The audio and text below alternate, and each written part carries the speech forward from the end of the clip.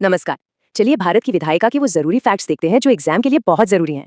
तो सवाल ये है कि लोकसभा और राज्यसभा में आखिर फर्क क्या है। चलिए सबसे जरूरी पॉइंट्स देखते हैं। तो विधायिका होती क्या है? ये सरकार का वो हिस्सा है जो कानून बनाता है, और भारत में ये 2 लेवल्स पर है। मतलब पूरे देश के लिए है संसद और हर राज्य के लिए है राज्य विधानमंडल। याद रखिए, संसद सिर्फ 2 सदनों से नहीं बनती, इसके 3 हिस्से हैं, राष्ट्रपति, लोकसभा और राज्यसभा। लोकसभा यानी जनता का सदन जो कि अस्थायी है, और राज्यसभा राज्यों की परिषद जो कभी भंग नहीं होती। एग्जाम के लिए ये फैक्ट्स बहुत जरूरी हैं। चुनाव का तरीका, कम से कम उम्र और कार्यकाल, इन सब में फर्क है। लोकसभा के पास हैं कुछ खास पावर्स, जैसे सरकार बनाना और मनी बिल्स पर पूरा कंट्रोल। दूसरी तरफ राज्यसभा एक परमानेंट हाउस है, ये राज्यों के मुद्दों पर कानून बनाने में मदद कर सकती है। चलिए अब राज्यों की तरफ चलते हैं। यहाँ का स्ट्रक्चर भी काफी कुछ केंद्र जैसा ही है। तो राज्यों में विधानसभा लोकसभा की तरह है, और विधान परिषद जहां भी है वो राज्यसभा जैसी है।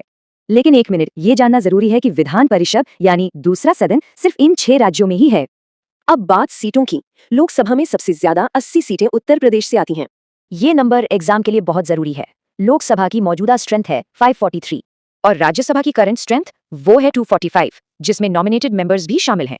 लेकिन संविधान में जो मैक्सिमम लिमिट है वो अलग है। लोकसभा के लिए 550 और राज्यसभा के लिए 250।